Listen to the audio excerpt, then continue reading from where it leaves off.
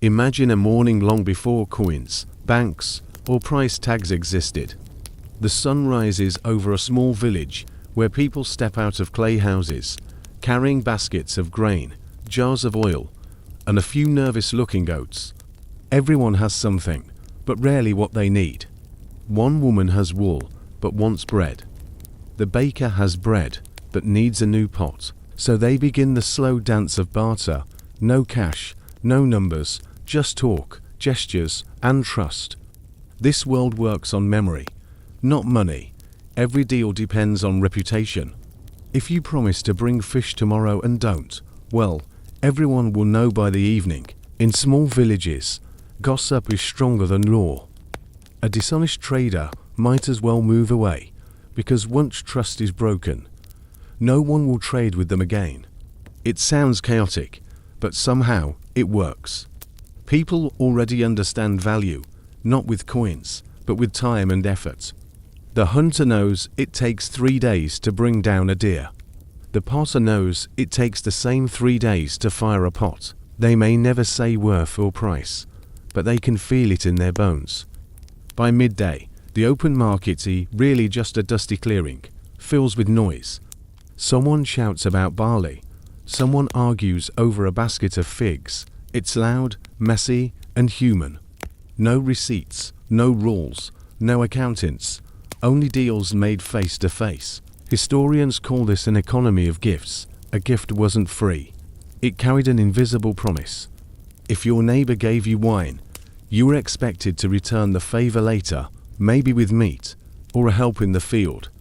The object mattered less than the relationship. Every trade created a tiny thread of obligation, weaving the village together. But as settlements grew, this invisible web began to fray. People started trading with strangers, travelers, merchants, outsiders, and memory alone couldn't keep track anymore. You can't remember a debt to someone you just met once on the road. So humanity invented something new, a symbol of trust. Archaeologists find tiny clues, small clay tokens, stones with scratches, knots on strings, the first records of who owed what. A circle might mean one measure of grain, a triangle an animal. They weren't money, but they stood for memory. This is how writing itself was born. The first scribbles in history weren't poems or prayers. They were lists of debts, 3 jars of oil, to goats. One promise. The world's first accountants accidentally became the world's first writers. Still, even with these symbols, everything depended on honesty. A clay tablet meant nothing if no one trusted the person behind it. Credit. That modern word comes from the Latin credere, to believe. Thousands of years before the word existed, belief already ruled the market. Every transaction whispered the same phrase, "I believe you." And when belief vanished, in times of famine, war, or greed, trade collapsed. People stopped sharing, stopped trusting. Markets emptied, and survival turned solitary. Civilization paused until trust could be rebuilt. By sunset, the dusty square grows quiet again. The last voices fade, the last bargains are made. People walk home with their goods, tired but content. They don't realize it, but they've just lived through the first version of an economy, fragile, emotional, built not on gold, but on faith. Because before there were coins or credit cards, before vaults or interest rates, there was only one real currency that mattered: trust. Centuries pass, and that dusty marketplace slowly hardens, just like the clay the merchants begin to use. People no longer rely entirely on memory. To many trades, to many promises, to many chances for someone to forget. So, they start pressing small marks into soft clay, one stroke for a jug of oil, another for a sack of barley. When the clay dries in the sun, the promise becomes solid. What was once spoken now has weight. This is Mesopotamia, land between the Tigris and the Euphrates, often called the cradle of civilization. Here, the first cities rise, and with them, the first accountants. In a world with no calculators and no spreadsheets, a lump of clay becomes the closest thing to a database. Every mark means something. Every promise can now be seen and held. These clay records aren't fancy. They look like small flat cookies covered in scratches, but those scratches carry power. They say, "I owe you this." They turn air into evidence. For the first time, a human promise can outlive the person who made it. Imagine a trader in Ur or Lagash, walking through narrow streets with a tablet under his arm, not to read, but to prove. It's hot. The air smells of wet earth and bread from the communal oven. He stops at the temple granary, where a scribe sits with a stylus.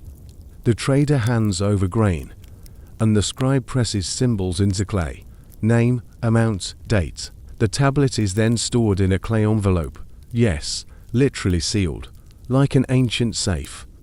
When the debt is paid, the envelope is broken. The temple isn't just a place of worship anymore. It's becoming an archive, a courthouse, and, quietly, a bank. People bring offerings to the gods, but they also store their grain there, safe from thieves, guarded by priests. And those priests, they keep records. Faith and finance share the same roof. One of the oldest tablets ever found, dating back over 5,000 years, doesn't praise a king or describe a battle. It's a receipt. It says, roughly, 29,086 measures of barley received over 37 months. Signed, the Temple of Inanna. It's humanity's oldest financial document, and it looks exactly as boring as it sounds, which is what makes it so important. Civilization didn't start with war or poetry. It started with accounting. Historians sometimes joke that the world's first poets were probably irritated bookkeepers. They wanted to write hymns, but someone kept handing them lists of barley and goats. Still, this dry, bureaucratic habit changed everything. With written records, people could trade with strangers and still feel secure. The clay tablet was proof, a physical anchor for trust. Of course, there were problems. Once debts could be recorded, they could also be abused. A clever scribe could forget to erase a paid debt. A powerful man could rewrite the numbers in his favor. For every honest transaction, there was room for manipulation. Humanity had invented both banking and fraud in the same breath, and yet, this was progress. Because the invention of record-keeping did something subtle. It separated memory from people. You didn't have to trust a person anymore. You could trust the system, or at least try to. The clay economy spread fast. Farmers borrowed seeds for planting, then repaid them after the harvest. Shepherds left their wool at temple storehouses until buyers came. Workers were paid in measured portions of grain, all noted on tablets. For the first time, society had a shared language for obligation, and in that language, the word credit wasn't shameful. It wasn't about debt traps or interest rates. It simply meant confidence, belief that tomorrow would come, and that people would still be around to honor their promises. Historians still debate one question: did the invention of writing cause civilization, or did civilization force people to invent writing? It's a chicken and egg puzzle, 5,000 years old. But either way, it is clear that the first lines humanity ever wrote weren't about love or glory. They were about trust, grain, and the quiet art of keeping track. As the sun sets over Mesopotamia, the clay tablets call, hardening into history. The people who made them will die, but their debts, their agreements, their hopes will remain. And in that unintentional immortality, a simple truth. Writing began not because humans love stories, but because they hated forgetting. The cities of Mesopotamia grow busier with every harvest. Mud brick houses cluster around the tall, layered ziggurats, step temples that dominate the skyline.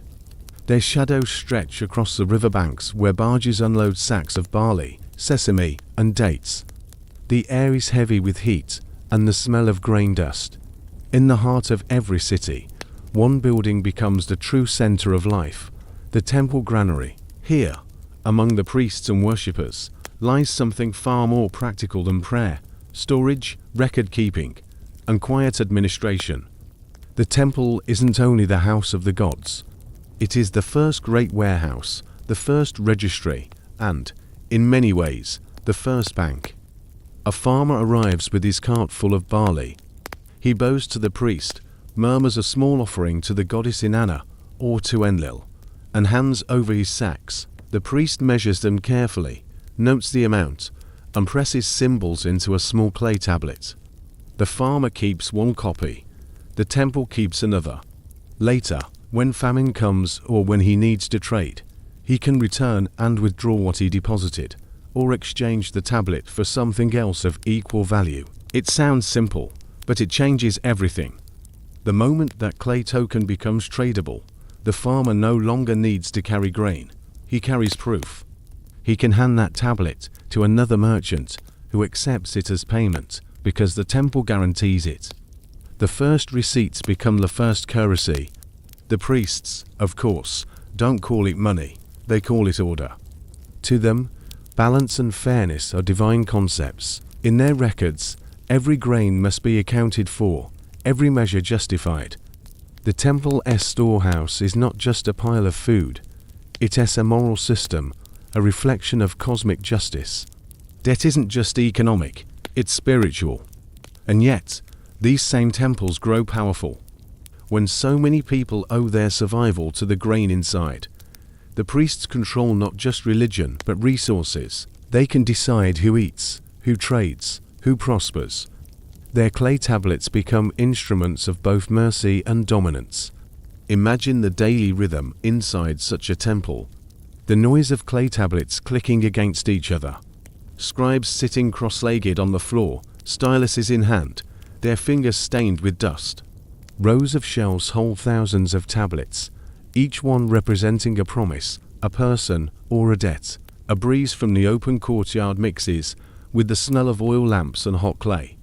Outside, people queue under the burning sun, waiting to make deposits or settle accounts. It's a quiet revolution. These scribes, nameless, patient, methodical, are shaping the rules that will one day become accounting. To them, trust is not a feeling, but a calculation. Over time, the system grows more complex. The temple starts lending grain to farmers who promise to return more after harvest.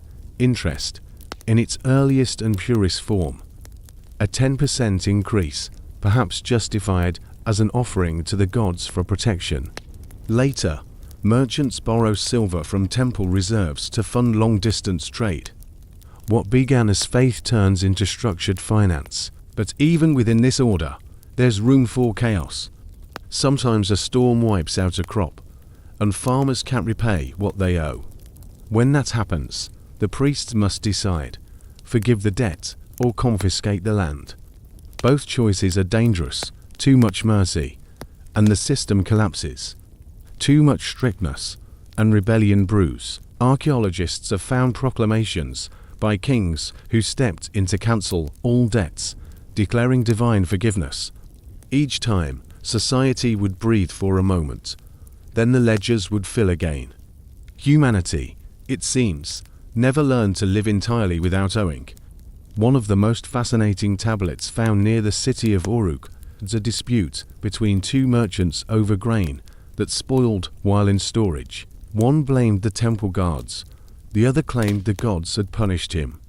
The scribe calmly wrote both arguments on the same tablet, proof that bureaucracy had already learned to coexist with superstition. The first customer complaint in history was written not to a manager, but to heaven. Historians still wonder how ordinary people felt about this growing system. Did they see the temple as a blessing, a stable place that held the city together, or as a silent power that watched every debt? Perhaps both. The priests spoke of fairness, but the records show imbalance. A few families controlled the majority of stored wealth. Most people were debtors, living season to season. And yet, nobody could escape the logic of credit. Temples became more than religious monuments. They were the nervous system of the early economy. They collected taxes, distributed wages, funded irrigation, and even supplied food for soldiers. In some ways, the priests were already doing what central banks do now, stabilizing the system, maintaining trust, pretending that order is eternal. If you look closely at those ancient tablets, you'll see something touching. Next to the numbers and marks, there are sometimes small drawings, a jar, a goat, a loaf. These weren't decoration. They were the first attempts to make records understandable to everyone, even the illiterate. The world's first accountants were also the world's first designers of visual data. And through all this, the same invisible force keeps the system alive: belief. People bring grain to the temple not because they fear punishment, but because they believe the gods, or at least the priests, will keep it safe. Every tablet, every line pressed into clay, is an act of trust in something larger than one's own reach. Thousands of years later, our banks will replace clay with code, priests with servers, temples with glass buildings. Yet the mechanism remains the same. We still put our faith in institutions to remember fairly, to record honestly, to protect what we cannot hold ourselves. Historians sometimes smile at the irony. The ancient world worshipped deities of abundance and fairness, and in doing so, invented bureaucracy. But without that union of faith and math, civilization might never have moved beyond the village market. By nightfall, the temple granaries of Mesopotamia glow in the lamplight, filled with murmurs of counting and prayer. Outside, the city sleeps.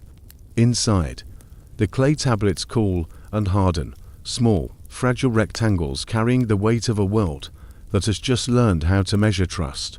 By the time villages have turned into cities and temples have become the centers of both faith and finance, something new begins to shape the human heart: the idea of honor and repayment. Debt is no longer just a practical arrangement, it becomes a reflection of character. In small communities, a promise is everything. The spoken word carries more weight than stone. A man who fails to repay a debt doesn't just lose face, he risks exile, ridicule, or, worse, silence from his neighbors. In the ancient world, being ignored was a punishment worse than hunger. Trade could stop, friends could disappear, and no one would lend you even a measure of grain. In Mesopotamia, in Egypt, in the valleys of the Indus and the Yellow River, wherever people gather and record their exchanges, debt quietly transforms from a tool of survival into a test of reputation. To owe is human, to repay is divine. Imagine a man named Lugol, a modest farmer outside Uruk. After a poor harvest, he borrows seed grain from the temple. He signs his name, or rather, his mark, onto a small tablet, promising repayment after the next harvest. The priests bless the exchange. Months pass. The rains are late, the sun relentless. When harvest season comes, the yield is thin. Still, Lugol loads his donkey with sacks of barley and walks the dusty road back to the temple. He could hide, many have, but he doesn't. He places his offering before the priest and says only, "It is not much, but it is honest." The priest nods and records it. The temple will remember that honesty. This is how trust becomes culture. Debt isn't simply an economic record, it's a moral compass. The same dynamic appears everywhere. In Egypt, the scribes who record grain debts use the same phrases they use for prayers: "May the gods witness this fairness." In China, early records show that a broken promise was considered a spiritual flaw, not a financial one. And among early Mediterranean traders, a man's reputation followed him more faithfully than any cargo he carried. But morality cuts both ways. Once debt becomes moral, shame becomes a weapon. A merchant who delays payment might find his name publicly read aloud in the market. A farmer who defaults might lose not only his crop but his dignity. Even families become collective debtors. If one person fails, the whole household bears the mark. Historians still debate whether this was progress or cruelty. Some call it the first social contract, a shared belief that order must rest on trust. Others call it the beginning of oppression, when fairness became obligation, and obligation turned into control. You can see both sides. In one Babylonian law tablet, a clause reads, "If a man cannot pay, he may serve." That single line hides an entire system, one that could turn debt into servitude. Historians estimate that nearly half the labor in some city-states consisted of people working off inherited debts. Entire generations carried the promises of their ancestors. And yet, in that same civilization, kings occasionally proclaimed debt amnesties. Clay tablets were smashed, records erased, and debtors freed, all in the name of the gods. These acts of mercy weren't just political. They were deeply symbolic. To destroy a debt record was to reset the moral balance of the world. Think about the contrast. On one hand, debt binds people in fear. On the other, forgiveness restores faith. Humanity learns early that economics and ethics are inseparable. The same clay that records numbers also holds ideas about right and wrong. The logic of debt soon enters language itself. In Akkadian, the word kubalu means both debt and sign. In Hebrew, shov carries the same double meaning. To owe is to be morally stained, to repay is to be cleansed. This blending of faith and finance shapes the next 4,000 years. Even modern languages keep the echo: redemption, forgiveness, credit, all words once tied to the balance between debt and virtue. The system grows ever more intricate. Small debts turn into long-term contracts. Local promises evolve into networks that stretch across cities. But at its core, the same fragile thread holds everything together: belief that a person's word means something. And when that thread breaks, consequences ripple outward. Archaeologists have uncovered a tablet from around 1750 BCE, a letter from a merchant to his partner. The translation reads, "You took the silver and did not repay. You have brought shame upon us both. Return what is owed, and your name will be good again." It's not just an invoice. It's an emotional plea. Business and dignity are one and the same. The pattern repeats across civilizations. Ancient Greece will later echo these values in myth. Prometheus, punished for giving fire to humanity, becomes a symbol of debt to the gods. Rome will build its entire social order on fides, the Latin word for faith, from which we get fidelity, and thousands of years later, banks will still decorate their buildings with statues of goddesses holding scales, because deep down, we never stopped believing that debt is a matter of balance. By the time night falls in these early cities, markets close, temples lock their doors, and families count their remaining grain. Some sleep peacefully, debts repaid. Others lie awake, haunted by numbers pressed into clay. And somewhere, a priest leans over a lamp, updating the ledgers, not just of grain and silver, but of human trust. The world is learning a dangerous truth. Once a promise can be recorded, it can also be judged. And from that moment on, every society must decide: will debt be a bridge of trust or a chain of guilt? Around 3000 BCE, Egypt develops one of the earliest large-scale administrative systems in the world. The Nile floods every year, leaving behind fertile soil. That predictable rhythm allows the state to measure, plan, and record. Instead of clay, the Egyptians used papyrus or thin sheets made from reeds to document their economy. These records include harvest reports, debt lists, and temple accounts. The temples act as the central institutions of storage and control. Grain, oil, beer, and linen are collected as taxes or offerings. Each item is measured in standard units. The scribes, trained since childhood, use reed pens and black or red ink. Every transaction is dated by the reign year of the current pharaoh. Egypt's economy functions largely without coins. Payments and debts are counted in measures of grain or weights of copper and silver. The units of account exist long before physical money. Documents refer to these as deban or shat. When someone owes 10 deban of copper, no metal changes hands. It is a record of value, not an exchange. Tax collection follows a detailed procedure. Local officials travel through the countryside during harvest. They measure the yield and calculate what portion goes to the state. Scribes follow behind, writing numbers in neat columns. These records go to central archives, where they are reviewed and compared. The system allows the state to predict shortages and organize redistribution. Grain serves as Egypt's main store of wealth. It can be lent, repaid, or stored in temple granaries. Each withdrawal is written down. People can trade the receipts instead of the grain itself. These written acknowledgements effectively become transferable credit notes. Historians consider them an early form of moneyless banking. Papyrus fragments from sites like Deir el-Medina and Thebes show detailed records of loans and wages. Workers in royal construction projects are paid in fixed rations of grain, oil, and beer. A typical entry reads, "To the workman Menor, 5 sacks of barley, 1 jug of oil. When Menor borrows extra grain, it is added to his account and deducted from future payments." Debts could last 4 years. Some documents mention interest, usually around 10 to 20% annually, depending on the material lent. Grain loans had higher interest than silver ones because they were riskier. Crops could fail. A surviving papyrus from the Middle Kingdom describes a contract where a borrower pledges part of his harvest as security. Legal cases about unpaid debts appear in Egyptian court records. Judges consult the written contracts, witnesses, and temple archives. If a person cannot pay, property may be seized or labor required.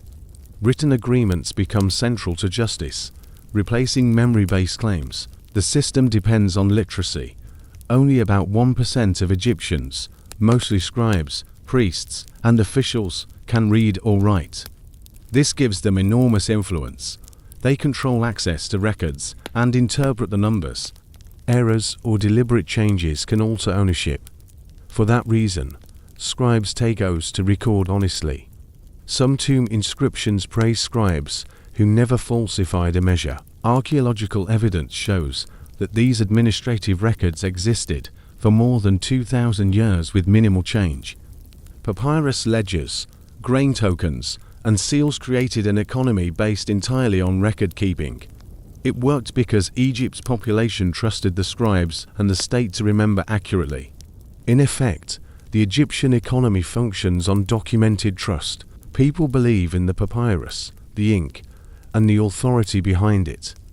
Coins appear much later, during foreign rule in the 6th century BCE, but by then Egypt has already operated a stable, written credit system for millennia. Historians conclude that Egypt's economy was not primitive barter. It was an organized network of debt, obligation, and storage, supported by writing and belief in institutional honesty. Long before coins, the exchange of gifts already acted as an economic system. In small societies, generosity had a clear social purpose. A gift created a bond between giver and receiver. Every present carried an expectation, not of gratitude, but of eventual return. Anthropologists studying early trade describe this as the gift economy. The earliest examples appear in the archaeological record from Mesopotamia, Egypt, China, and the Indus Valley. Graves contain items that were not locally made, obsidian tools, lapis lazuli, or tin from faraway lands. These goods arrived through long chains of exchange between communities that rarely used fixed prices. In such systems, people exchanged items to build relationships. Chiefs and rulers sent valuable gifts or animals, jewelry, or fine cloth to neighboring leaders. Refusing a gift was considered an insult, implying distrust. Accepting it meant entering into a cycle of giving and repayment. Cuneiform tablets from the city of Mori in Mesopotamia, around 1800 BCE, record the exchange of presents between kings. A typical letter reads, "I send you 10 minas of silver and fine oil. May you send back good horses." The language is polite, but the meaning is clear, an expectation of balance. This pattern repeats across continents. In ancient China, during the Shang and Zhou dynasties, regional lords sent tribute, bronze vessels, jade, and cloth to the royal court. In return, they received symbolic gifts from the king, weapons, seals, or ceremonial food. The trade reinforced loyalty rather than profit. Among Indo-European tribes and early Mediterranean cultures, feasts served a similar role. The host provided food, wine, and entertainment, displaying wealth and generosity. Guests were expected to reciprocate later, A person's reputation depended on their ability to give more than they received. In all these cases, debt existed, but without numbers. It was emotional and social. To be generous was to earn respect. To fail in generosity was to lose status. This principle shaped the foundations of diplomacy and commerce. Archaeologists find evidence of ceremonial exchanges where items were deliberately made useless, such as heavy stone rings or oversized bronze axes. These objects had no practical function. They were symbols of obligation. Once exchanged, they reminded both parties of a relationship that had to continue. Historians note that the gift system stabilized communities without formal law. Everyone understood who owed what, even if it was never measured. The system functioned through public knowledge and memory. Givers were praised in songs and stories. Those who failed to return favors were quietly excluded from future trade. Over time, this moral economy merged with practical trade. In Mesopotamia and Egypt, merchants began to use gifts as part of negotiations. A trader might begin with a present of spices or wool to open trust. Once goodwill was established, prices and contracts followed. The gift became a down payment in social currency. Later, when written records appeared, scribes continued to use polite language of generosity, even in loan documents. A typical tablet from Babylonia might begin with the phrase, "From the favor of so and so, silver was given." The term favor masks the reality of a loan with interest. The tradition of framing business as kindness never disappeared. Historians studying Polynesian and Native American societies in modern times observe similar structures that help explain ancient behavior. The anthropologist Marcel Mauss summarized it as the obligation to give, to receive, and to return. In his view, early trade everywhere carried this triple rule. Breaking it destroyed trust. This concept explains why early economies did not collapse without money. Reciprocity replaced currency. People did not need coins as long as social balance was maintained. Even when coins appeared, the logic of giving remained. Political alliances, dowries, and diplomatic gifts all continued to function as instruments of soft credit. The gift economy also explains how power was maintained. Rulers distributed wealth, land, food, gold, not purely as charity, but as a method of control. Subjects who received royal gifts became indebted, bound by loyalty. The pattern survived into later empires under different names: patronage, tribute, taxation. Every civilization that developed formal credit systems inherited this older logic. Behind each written contract stood an unwritten rule of respect and reciprocity. The document changed form, the obligation remained the same.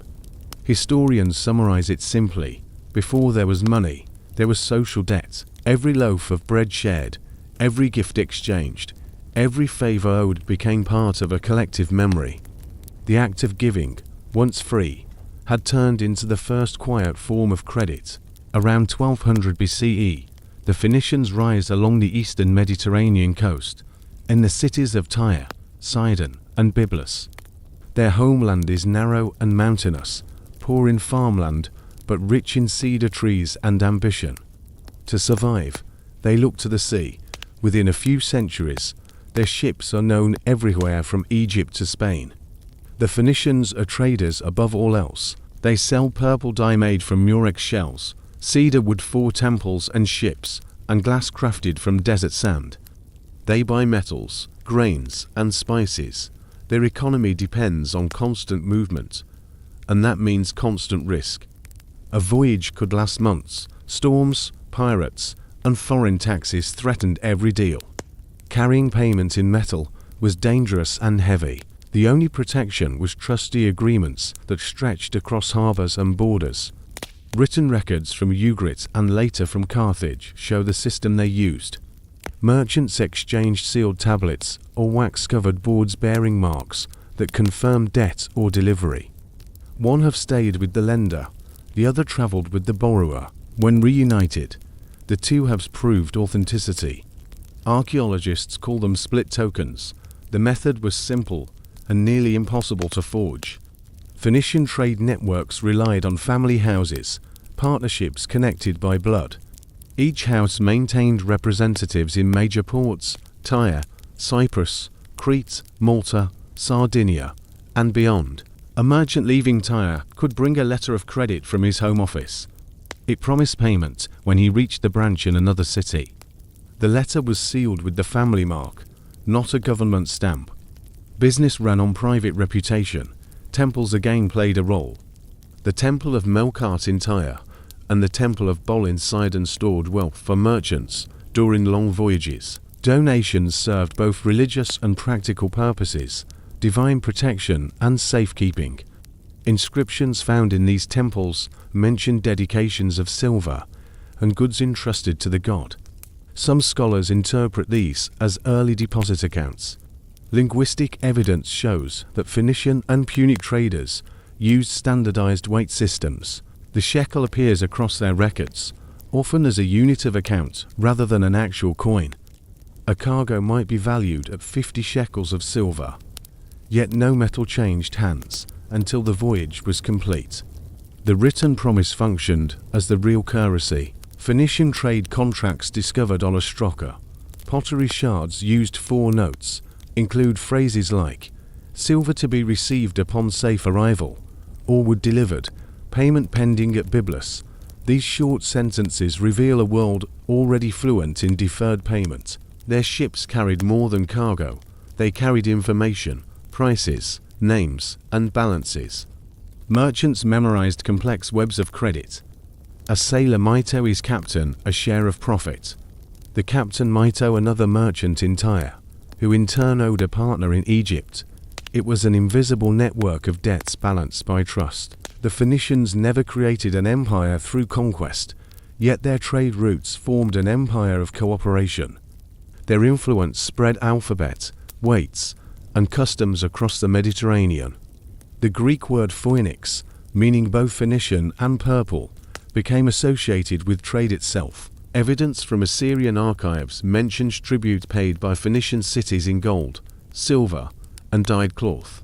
Even large empires preferred to leave them independent, knowing their fleets were too valuable to destroy.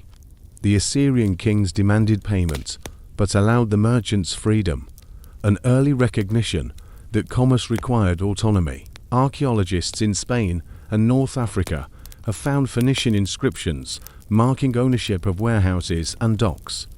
In Gadda, modern Cadiz, storage jars stamped with identical symbols suggest standardized inventory systems. Each mark probably corresponded to a trading family. Such consistency indicates organized bookkeeping long before formal banks existed. The use of symbols and seals across distant colonies shows how reputation functioned as currency. A trader displaying a known seal could borrow supplies, crew, or protection without immediate payment. Reputation replaced collateral. Even religion blended with finance. The god Melkart was often depicted holding a ship and a balance, symbols of both travel and fairness. Offerings to him sometimes included tablets listing promised goods, a kind of spiritual receipt. Archaeologists have found these tablets deposited after successful voyages, confirming that divine trust and commercial trust were considered the same thing. Historians note that this Phoenician system influenced Greece and Rome. Greek merchants later adopted similar letters of credit, while Roman argentary used comparable records. The idea that a written promise could replace physical money spread with Phoenician trade routes.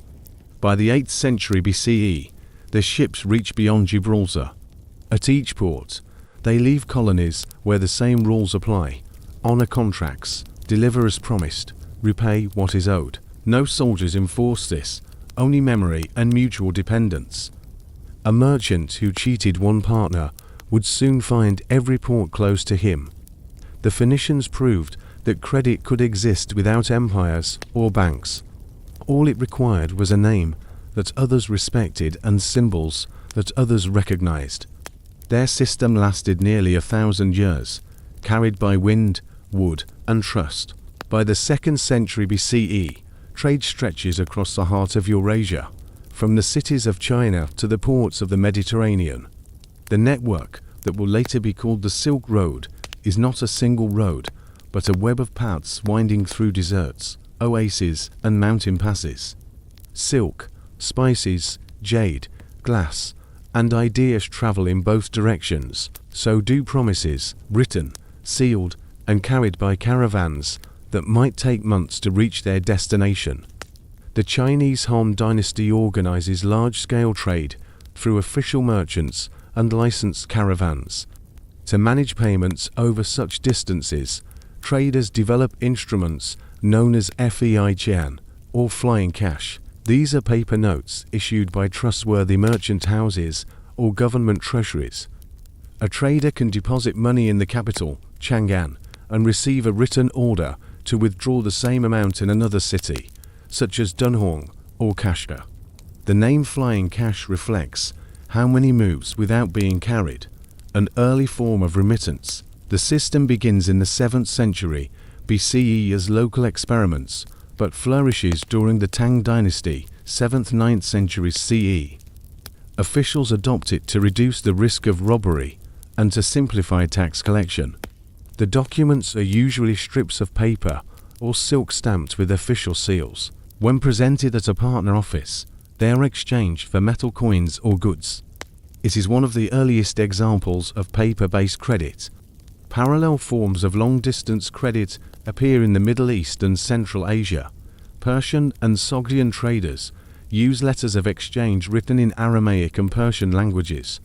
These letters guarantee payment upon delivery of goods or completion of a journey. Fragments found along the route near Dunhuang and Turfan confirm the practice. They function like modern bills of exchange. In India, similar systems are known as hundis, written promises of payments recognized by merchant guilds. The hundi tradition survives for centuries, evolving into the financial instruments used across South Asia well into the modern period. Caravan trade relies entirely on reputation.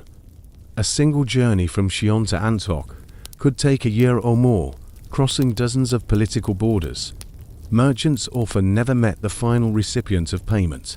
Instead, they trusted intermediaries, brokers, translators, and bankers, all bound by shared codes of conduct. One dishonest act could ruin an entire family's trading house. Religious networks reinforce this trust. Buddhist monasteries along the Silk Road act as safe stations for merchants. They provide storage, loans, and written guarantees. In Central Asia, the ruins of monasteries in Bamiyan and Kutcha contain inscriptions about donations and trade goods. In one document, a monk records a deposit of gold for safekeeping and future delivery, proving that religious institutions handled credit long before modern banks. Similarly, Islamic merchants in later centuries developed the concept of sak, from which the word check comes. A sak is a written order to pay a certain amount, transferable across cities from Baghdad to Damascus. The principle mirrors the Chinese flying cash, a proof that different civilizations independently solve the same problem: how to move value without moving metal. The Silk Roads also require a shared set of measurement standards. Merchants create universal weight systems and agree on conversion rates between currencies. At caravanserais, roadside inns built for traders, officials maintain scales, ledgers, and scribes. Some caravans even carry their own accountants, who record every transaction on palm leaf manuscripts or wooden tablets. Archaeological evidence from the Taklamakan Desert reveals bundles of documents tied together with string, contracts, lists, and receipts. Many include the phrase, "witnessed by," followed by names of other traders. Legal language becomes global, understood across languages. Trust extends even to unseen partners. Chinese records mention merchants in Samarkand trading with counterparts in Parthia, whom they never meet. Payment travels through a chain of guarantees, each person vouching for the next.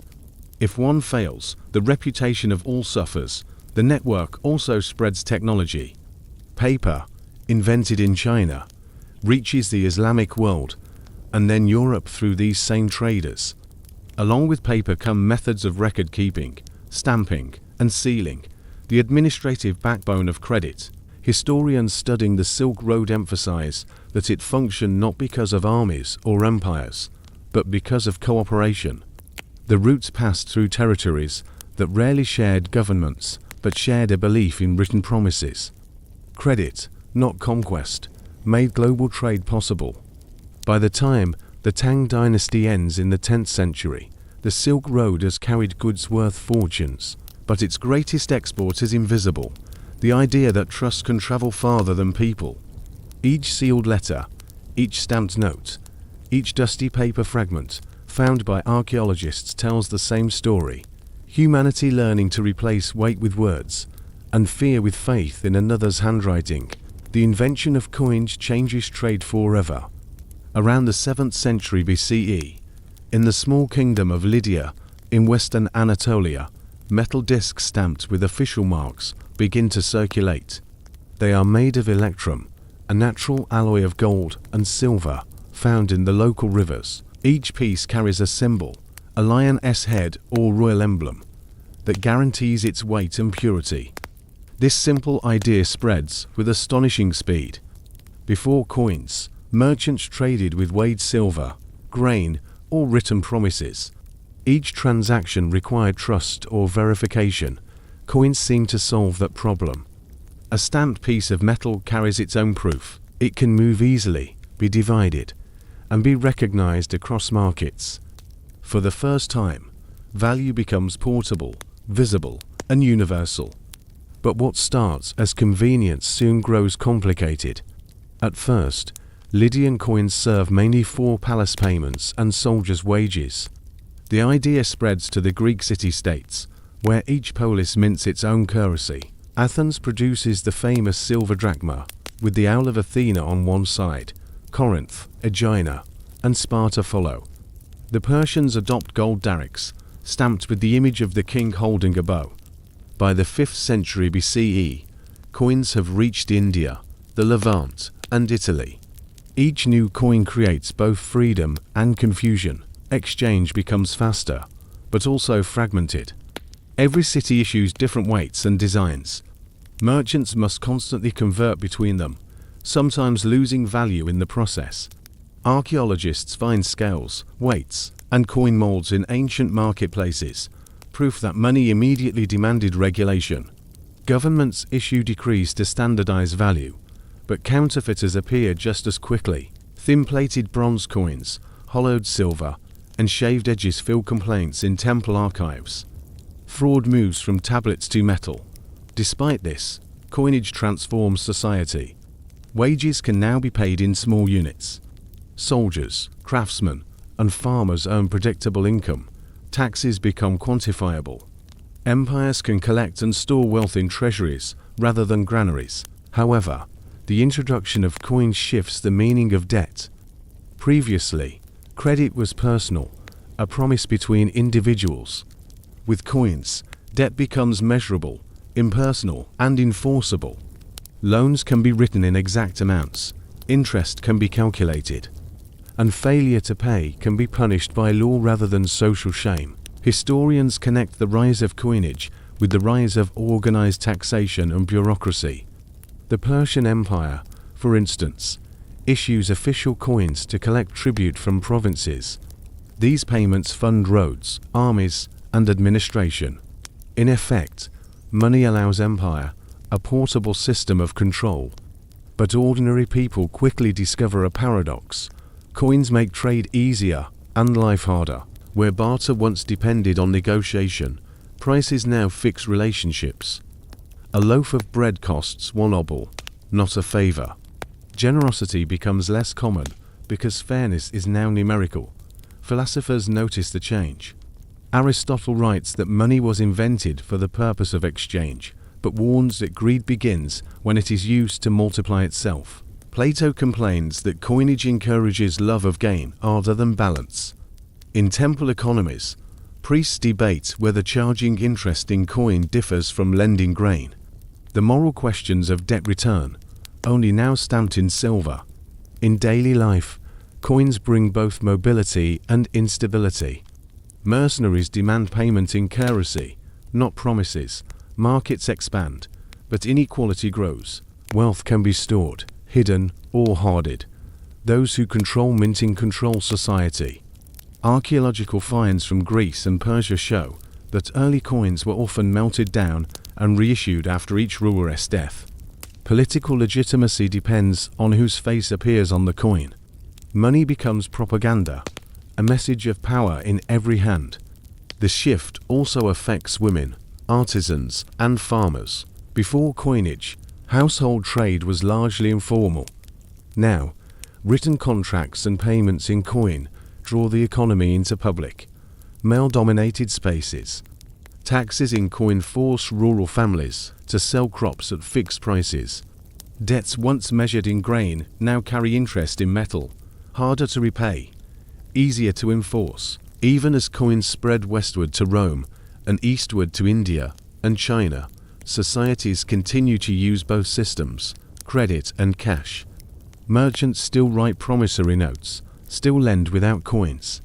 Coins don't replace trust, they compete with it. Historians emphasize that the true revolution of coinage isn't the invention of money, but the measurement of obligation. Before, debt was fluid, now it has edges.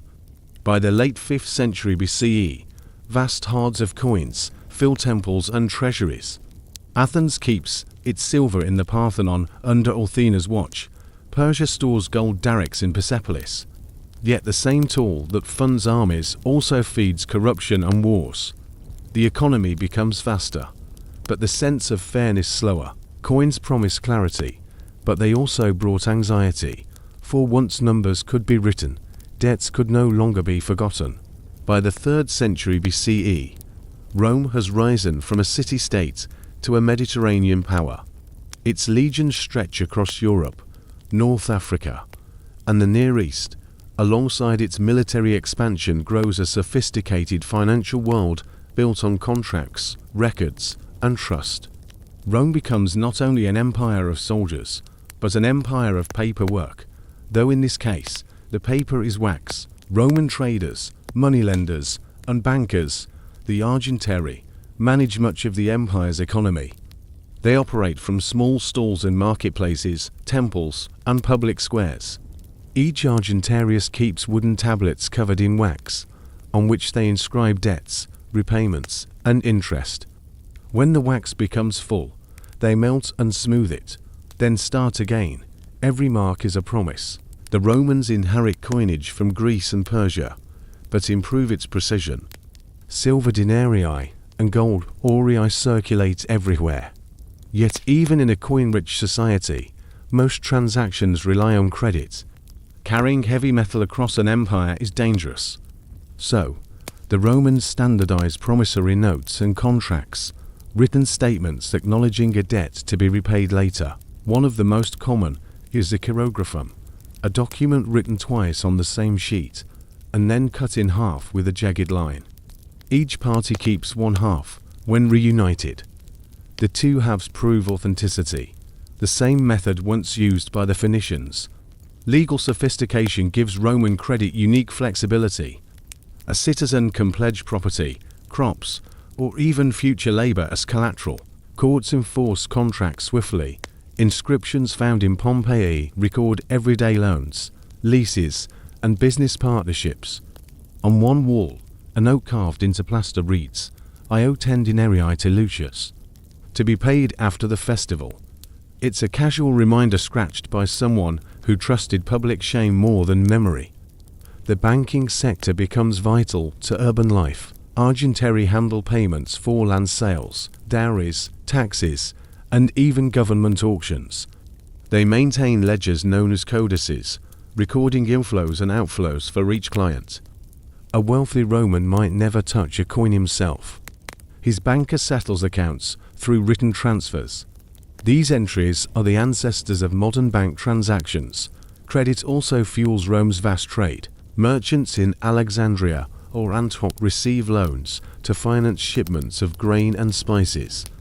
Contracts guarantee repayment after delivery in Rome. To reduce risk, lenders form syndicates, groups that share profit and loss. This principle resembles modern joint stock investment. Interest rates vary widely. In peacetime, they average around 6 to 12%. During wars or shortages, they soar. The famous writer Cicero once complained that moneylenders in Asia Minor charged usury beyond the bounds of decency. His letters to friends and family are filled with discussions of debt repayment and financial anxiety, showing that even Rome's elite lived within a web of credit. Not everyone benefits. Poor citizens, soldiers, and farmers often borrow at impossible rates. When crops fail or wages are delayed, they lose land or fall into debt bondage. The historian Livy describes repeated social crises when debtors demanded relief.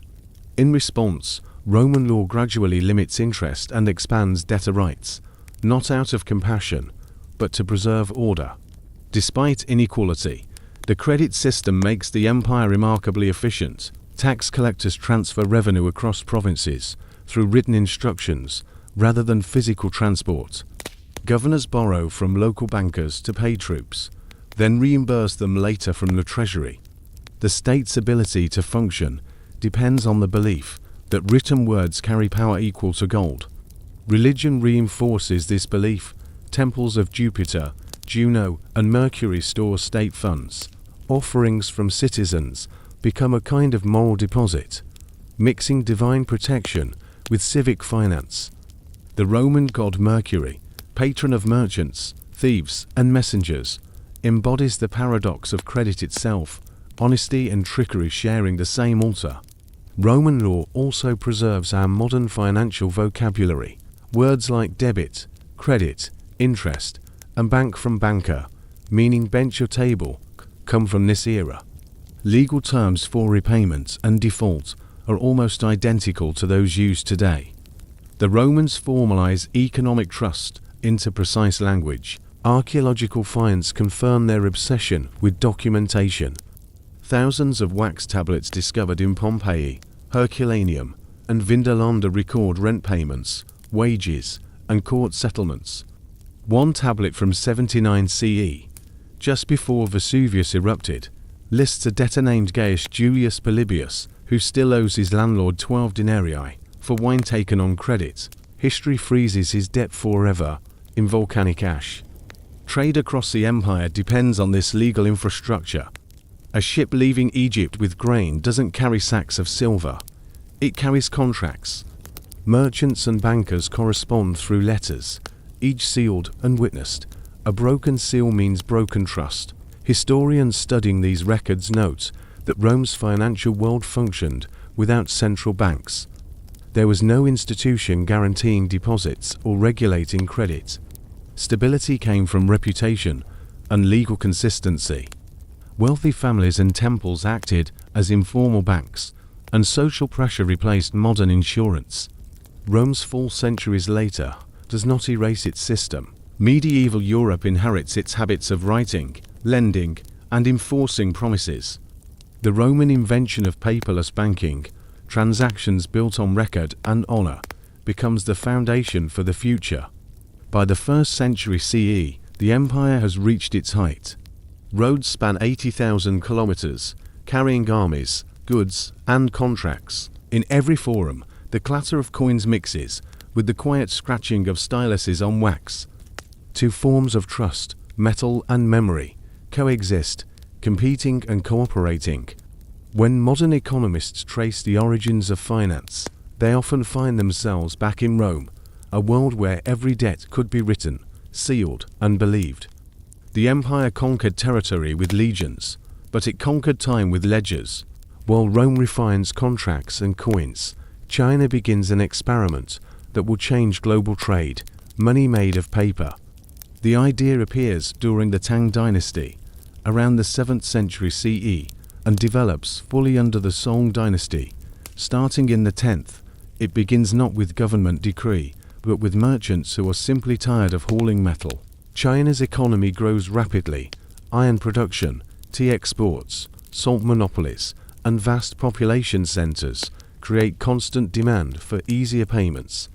Copper coins, though numerous, are heavy and scarce in distant provinces. Large transactions require thousands of coins tied together with string, each string weighing several kilograms. Transporting them along bandit-filled roads is costly and dangerous. To solve this, merchants in Sichuan begin issuing jiaozi, private deposit notes. A merchant deposits metal coins with a trusted shop, which then issues a written certificate stating the amount. The owner can present that certificate elsewhere to withdraw the same value. At first, these notes circulate only locally, backed entirely by stored coins. But as trust in the issuers grows, the notes themselves begin to function as money. The Tang authorities notice this innovation and eventually formalize it. During the Song dynasty, 60 to 1279 CE, the state begins printing official jiaochao, or exchange bills. These are issued by the government's Bureau of Exchange in Chengdu, complete with serial numbers and anti-forgery seals. Each note promises payment in metal, but rarely requires it. The state discovers that belief can replace bullion. Archaeologists have found fragments of these early notes, thin sheets of mulberry bark paper, printed with black ink, decorated with official stamps and the warning, "Those who counterfeit will be decapitated." Despite the threat, counterfeiters appear almost immediately, proving the system's success. The convenience is revolutionary. Traders on long routes from Hangzhou to Kaifeng can carry a few folded notes instead of boxes of coins. Payments become faster, safer, and more efficient. Large merchants start issuing their own brands of notes, recognizable by family seals. Soon, regional networks of paper money connect provinces hundreds of kilometers apart. By the 11th century, the government begins producing a national version called Hizi. It is the world's first centralized paper currency. Officials limit its use to certain regions and set expiration dates to maintain control. Each note bears complex designs and multiple signatures. Government treasuries print them in large quantities. The first real paper money system in human history. Foreign visitors record their amazement. The Venetian traveler Marco Polo, who visits Yuan China in the 13th century, writes, "They take of the bark of a certain tree and make therefrom something resembling sheets of paper, and these they use as money." He describes how even distant provinces accept the emperor's paper because they trust the power behind it. The Mongol Yuan dynasty expands the experiment further, issuing Chao currency backed not by coins, but by decree.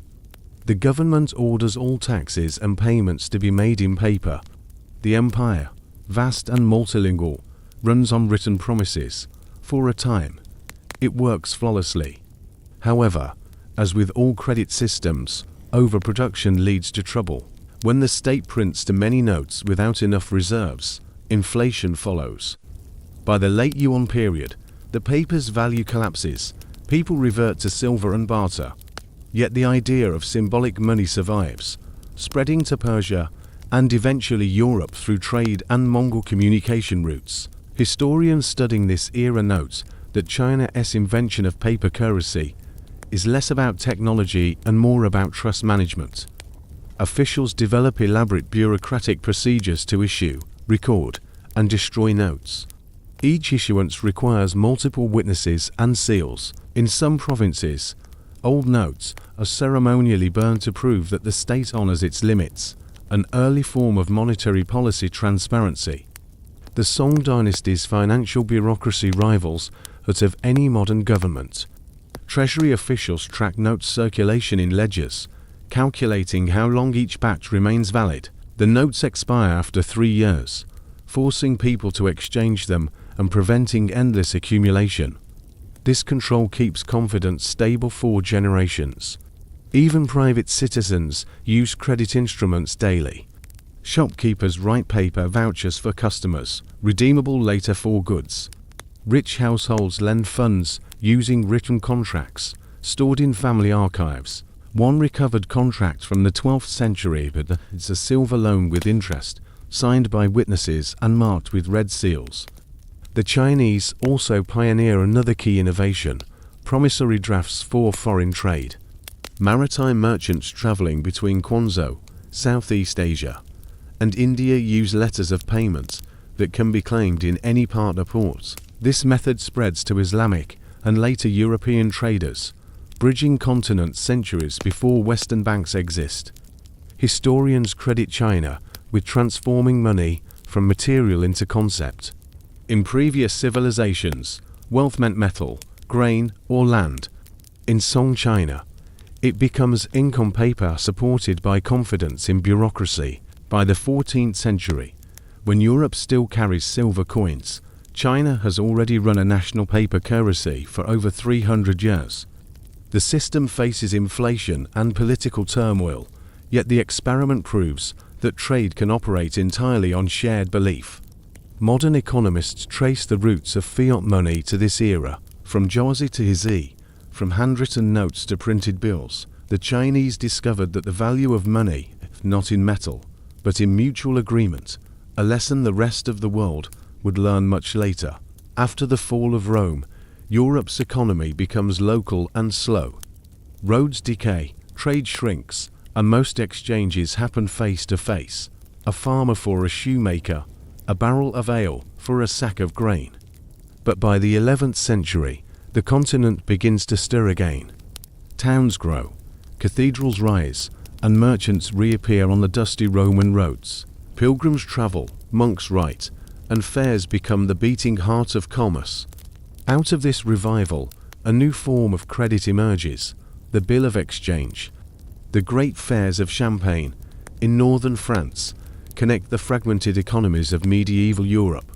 For several weeks each year, merchants from Italy, Flanders, Spain, England, and Germany gather under colorful tents. The air smells of wax, wool, and roasted meat. Languages mix, Latin for contracts, French for bargaining, Italian for credit. At these fairs, carrying silver is as risky as ever. Bandits haunt the roads, tolls are endless, and coins vary wildly by region. Italian merchants from Florence, Genoa, and Venice bring a new solution: paper promises. They write letters, cambium per litris, exchange by letter, that allow traders to pay in one place and collect in another. Here's how it works. A merchant in Genoa owes another in Bruges 100 florins. Instead of shipping coins north, he visits a local banker. The banker issues a bill of exchange, a document ordering his partner in Bruges to pay the recipient. The Genoese merchant pays the banker at home, and the partner fulfills the payment abroad.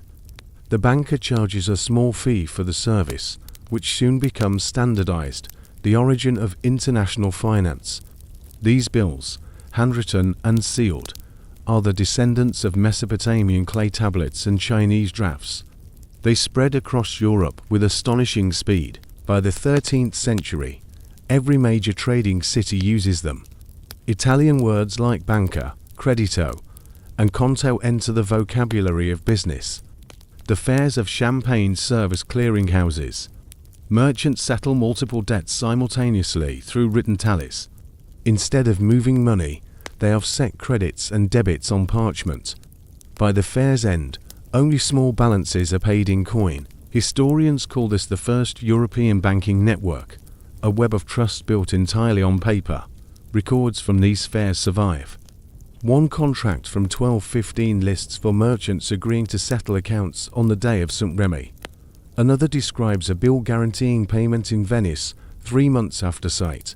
The same phrase still used in modern trade finance. Each signature, each date, each mark of wax is a tiny promise that connects distant worlds.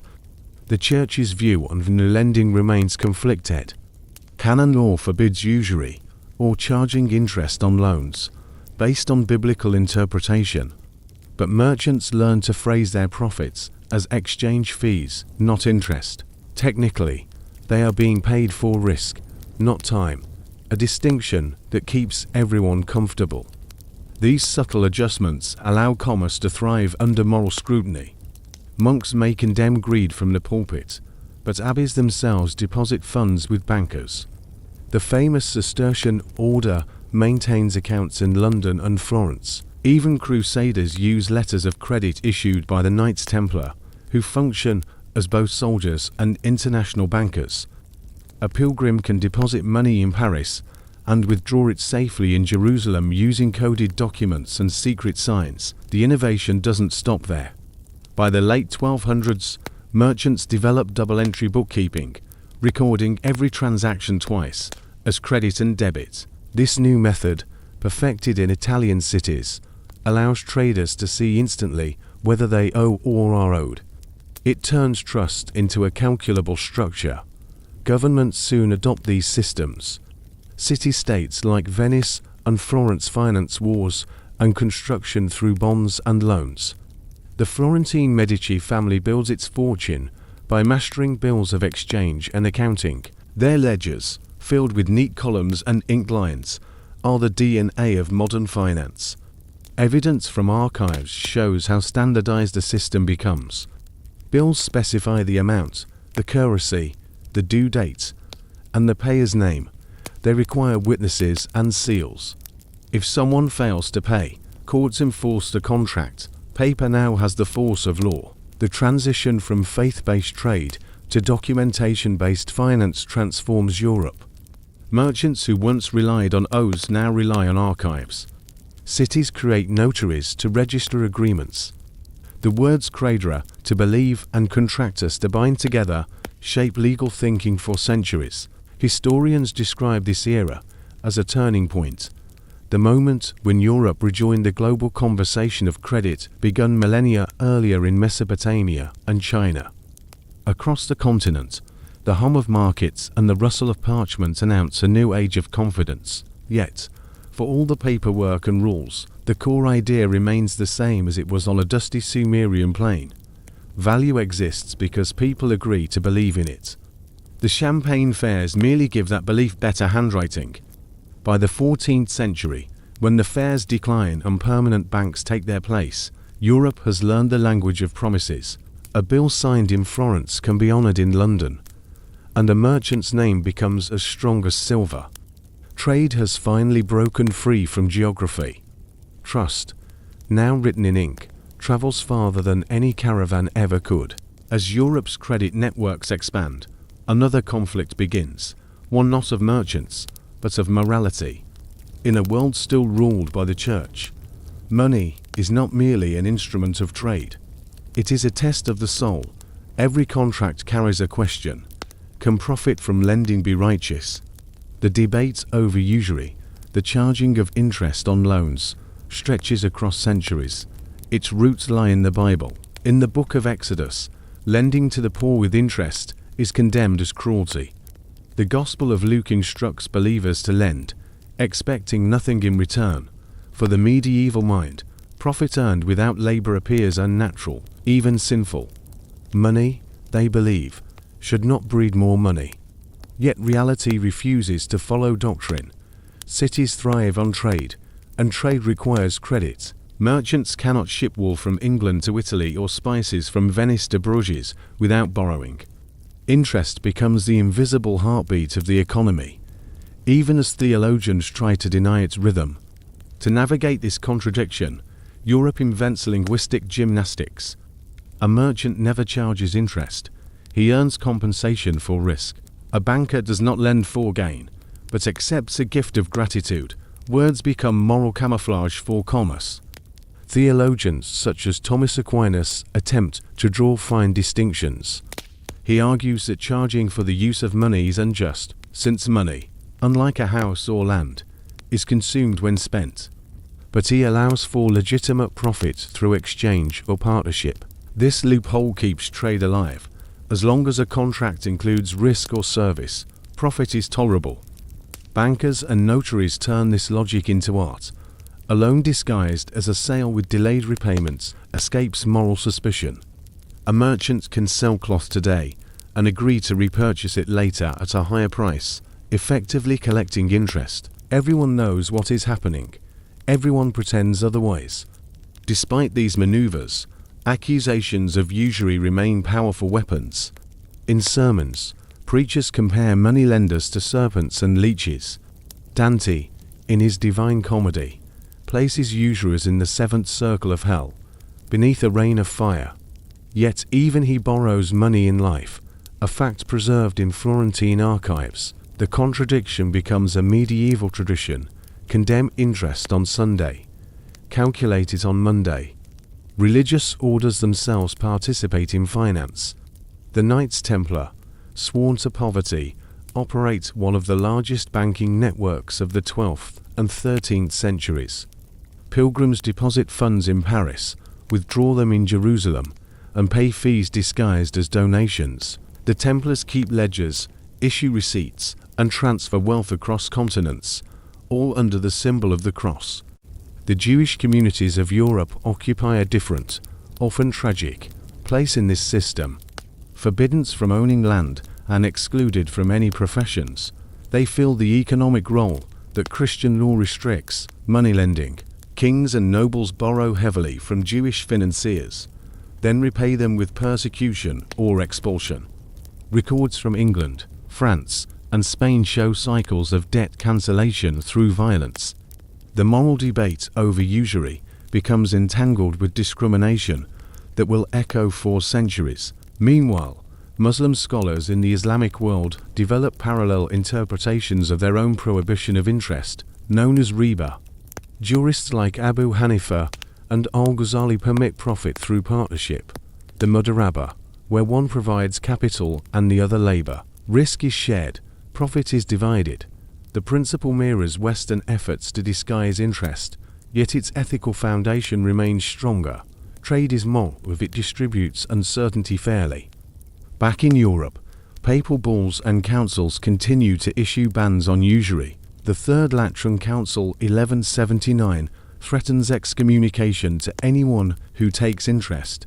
Yet royal governments quietly depend on such lenders to fund wars and crusades. The contradiction grows so deep that by the 14th century, entire professions exist to calculate interest while denying its existence. One historical case illustrates the tension. In 1306, King Philip IV of France borrows enormous sums from the Templars.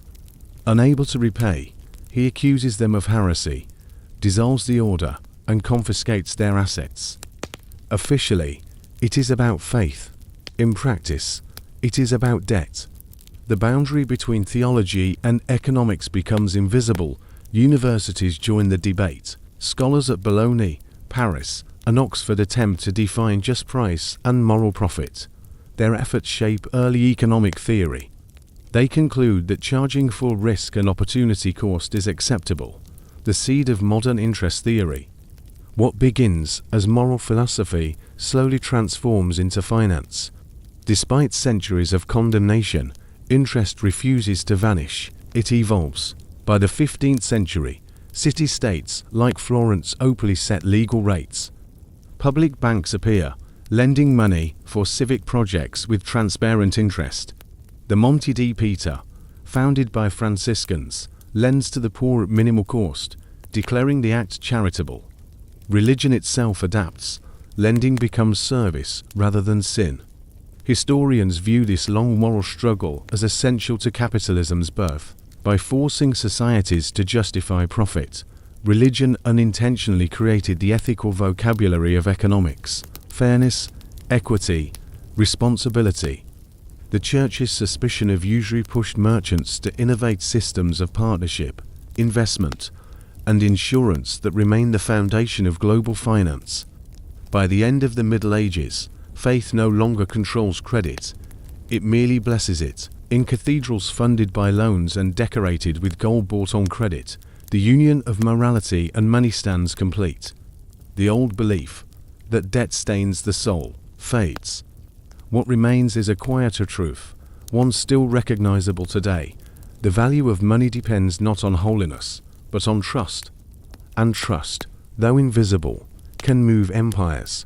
By the 15th century, Europe stands on the edge of transformation. Cities like Florence, Venice, and Genoa hum with trade, art, and ambition. Ships sail to Africa and the East, carrying cloth, spices, and gold. Cathedrals rise beside counting houses. Painters sketch saints, merchants calculate profit. The Renaissance, a rebirth of human curiosity, brings not only new art, but new arithmetic. Out of this intellectual awakening emerges an invention quieter than the printing press, but just as powerful: double-entry bookkeeping. The idea seemed simple today. Record every transaction twice, once as money spent and once as money received. But in the 1400s, it is revolutionary. It gives traders a way to see, at a glance, whether they are losing or gaining, a mirror of both wealth and honesty. The technique grows from centuries of merchant practice. In Florence and Venice, bankers like the Medici, Barbarigo, and Fugger families control trade across Europe. Their businesses are vast networks of loans, shipments, and investments. Keeping everything in balance by memory or scattered notes becomes impossible. They need structure, precision, a written system of trust. The key breakthrough comes from northern Italy.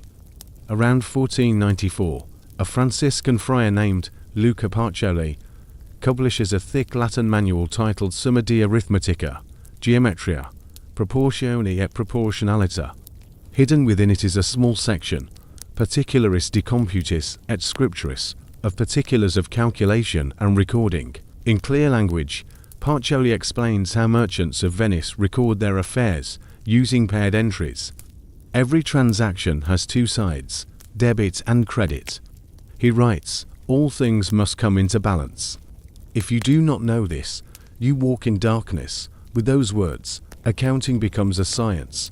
The method is elegant. If a merchant buys wool, he records the purchase as a debit in one column, and as a credit in another for the cash paid. The two entries reflect each other. At the end of the month, if all accounts balance, it means every promise has been kept. If not, something is wrong. Numbers become witnesses. This practice spreads quickly through Europe. Italian merchants teach it to apprentices, who carry it to Germany, France, and England. Ledgers grow thick with neat handwriting, ruled lines, and Latin headings. The new system makes fraud harder and transparency possible. Investors can now read a company's books and judge its honesty. Modern capitalism quietly begins in ink and paper. The Medici Bank exemplifies this change. Founded in 1397 by Giovanni di Bicci de' Medici, it becomes the most powerful financial institution of its time. Using double-entry ledgers, the Medici manage branches from London to Constantinople. Each branch sends weekly summaries back to Florence, where accountants combine them into master books. The technique allows them to track profits across continents. Their success inspires others. In Augsburg, the Fugger family finances mining, textiles, and royal loans using the same system. Their archives, thousands of letters, ledgers, and contracts, survive to this day. Every page shows the same principle: precision equals power. Double-entry bookkeeping does more than organize business. It transforms thought. For the first time, wealth is seen as measurable, comparable, and rational. The balance sheet becomes a metaphor for moral order, each debit balanced by a credit, each act requiring accountability. Philosophers of the Renaissance, fascinated by symmetry and proportion, see in accounting the same harmony they seek in art and music. Historians argue that this system helps create the modern concept of the individual. Medieval society valued collective identity, family, guild, faith. The ledger introduces personal responsibility. Each merchant signs his name beside his accounts, declaring authorship of his actions. To keep one's books in order becomes both economic and ethical advice. The printing press amplifies the effect. Manuals on bookkeeping spread across Europe in multiple languages. Students in universities study accounting alongside theology and geometry. Pacioli's method becomes the international language of commerce, uniting merchants from Antwerp to Lisbon. At the same time, new technologies appear. Watermarks protect documents from forgery. Arabic numerals replace Roman ones, making calculation faster. Paper, cheaper than parchment, allows ledgers to multiply. Business becomes data. Governments take notice. City-states begin requiring public officials to keep double-entry records. Venice mandates transparent ledgers for its state accounts. Genoa and Florence publish annual balance sheets, listing revenues and expenses, the first public budgets in European history. The line between private and state finance blurs. The Renaissance accountant embodies this world, part mathematician, part moralist. He carries a quill instead of a sword, but his influence reaches farther. He can collapse or restore fortunes with a single column of numbers. His handwriting quietly replaces the authority of kings. Even artists absorb the logic. Leonardo da Vinci, a friend of Pacioli, studies proportion and measurement with the same precision found in ledgers. The Renaissance obsession with balance, symmetry, and evidence owes as much to accounting as to art. By the early 1500s, Europe's merchants navigate oceans. Its painters master perspective, and its bankers master credit. Every great voyage à Columbus, da Gama, Magellan, is financed through letters of credit and recorded in double-entry books. Exploration itself becomes an investment, measured in debits and credits. Historians call this the beginning of the financial revolution. The dusty clay tablets of Sumer and the paper notes of China have evolved into a global system of belief supported by arithmetic. Numbers now perform what faith once did. They guarantee trust. Luca Pacioli ends his treatise with a warning: a person who does not balance his books will fall into confusion. That sentence applies not only to merchants, but to civilizations. The Renaissance gives Europe beauty, art, and discovery, but its most enduring legacy may be a simple habit: to write everything down and make it add up.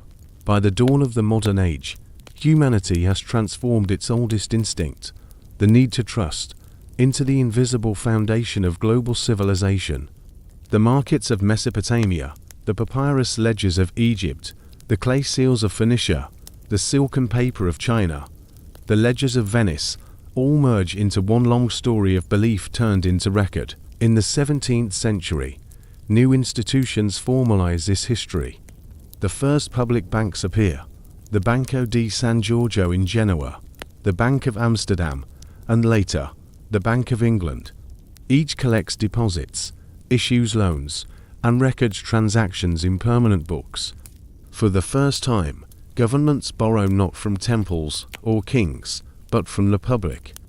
War, trade, and empire run on organized debt. The Bank of Amsterdam, founded in 1609, introduces a radical idea: a bank balance that exists only in writing. Depositors trade using entries in the bank's ledger instead of coins. Merchants settle accounts by transferring credit from one name to another. Nothing physical changes hands. This bank money, mere handwriting in a book, becomes more stable than metal currency. For many historians, it marks the birth of modern finance. In England, a similar transformation begins. During the late 1600s, merchants and goldsmiths in London issue promissory notes, slips of paper guaranteeing repayment. People trade these notes as cash, trusting the name signed at the bottom. In 1694, the newly founded Bank of England consolidates this system. It issues official notes, backed first by gold, later only by government authority. Every modern bill and credit card descends from this moment. At first, the concept seems absurd. How can a thin piece of paper equal real wealth? But the logic is ancient, the same as a Sumerian clay tablet or a Chinese exchange bill. Value lives not in the material, but in the promise. The phrase printed on English notes, "I promise to pay the bearer," is the echo of 5,000 years of trust. Around the same time, accounting becomes universal. Every ship's cargo, every colonial venture, every household loan is recorded in double-entry books. European powers build empires on this literacy of credit. Insurance appears to spread risk. Stock exchanges arise, selling ownership in companies across oceans. The Dutch East India Company, founded in 1602, finances its voyages through thousands of investors. For the first time, strangers profit together through shared belief in paper. The habit of recording and balancing spreads to ordinary life. A tailor notes customers' debts in a small notebook. A widow records interest from her modest savings. A farmer signs a loan for seed grain with an X. The chain that began with clay tablets now links everyone, not just merchants and priests. Even crises reinforce the system. When banks collapse or currencies fail, societies respond not by abandoning trust, but by redefining it. After medieval debt cancellations, after the fall of Rome, after the paper inflations of China, people still return to ledgers, seals, and signatures. They rebuild what they know best, agreements written and believed. Historians see in this persistence a pattern deeper than economics. Every innovation, coins, checks, banknotes, credit cards, digital balances, is simply a new language for an old idea. That cooperation depends on confidence. Humanity keeps inventing tools to measure something immeasurable, faith in one another. In the Enlightenment, philosophers recognized the same truth. John Locke and David Hume described money not as substance, but as social trust formalized. Adam Smith later calls it the great wheel of circulation, a mechanism that moves only because everyone agrees to believe in its motion. The Industrial Revolution amplifies this pattern. Factories, railroads, and telegraphs require enormous capital. None could exist without credit. Investors fund machines they may never see, relying on reports and ledgers, a leap of faith no different from that of a Sumerian farmer weaving grain in a temple. By the 19th century, paper money is everywhere. Nations print colorful notes bearing kings, heroes, and gods. Central banks manage supply and stabilize confidence. Wars are fought, empires built, and economies rebuilt, all through the arithmetic of debt. And still, beneath every calculation, the same ancient heartbeat, I believe you. The 20th century adds new abstractions, credit cards, electronic transfers, digital databases, but the structure remains identical. A signal sent through wires replaces the clay tablet. Yet both mean the same. Someone promises, someone trusts. Archaeologists who hold a Sumerian debt tablet in their hands often remark how familiar it feels. It is small, human, and filled with names. The marks pressed into clay mirror the numbers on modern screens, symbols of agreements that exist only because people choose to honor them. Historians sometimes summarize the journey this way: civilization is a memory of promises kept. From the shepherd and the potter to the banker and the programmer, each generation extends the line of belief a little further. Coins tarnish, empires collapse, currencies vanish, but the quiet continuity of trust endures. It is older than money, stronger than law, and fragile enough to fit into a single handshake. Every loan, every contract, every balance sheet is a descendant of that first market, where two strangers traded goods and faith at the same time. Humanity has never stopped writing the same story, one transaction at a time. The story that began in dust and barter ends, at least for now, in the glowing light of modern screens. What was once a promise whispered between two people has become an unbroken current of trust flowing through every transaction on Earth, from clay tablets to credit cards, from temple ledgers to digital ledgers. The substance has changed. The faith behind it never has. It's easy to imagine that money is solid: coins, cards, balances, bills. But peel away the metal and ink, and what remains is belief, fragile, invisible, powerful. A farmer in Sumer trusted that the temple would remember his grain. A merchant in Venice trusted that a signature meant something. A person today trusts that numbers on a phone mean food, rent, or safety. Across 5,000 years, humanity has built one continuous network of confidence, as fragile and as enduring as civilization itself. Somewhere, an ancient scribe presses a reed into wet clay. Somewhere else, a programmer taps a line of code into a server. Both do the same thing: record faith in the future. It is strange, and a little beautiful, that our entire species depends on invisible promises. Yet, that is what we are, a civilization of believers, balancing ledgers of memory. As long as trust survives between people, commerce will, too. The next chapter of this story will not be written on clay or paper, but in algorithms and light. But it will still mean the same. I owe you, you believe me. And perhaps that is the most human thing of all.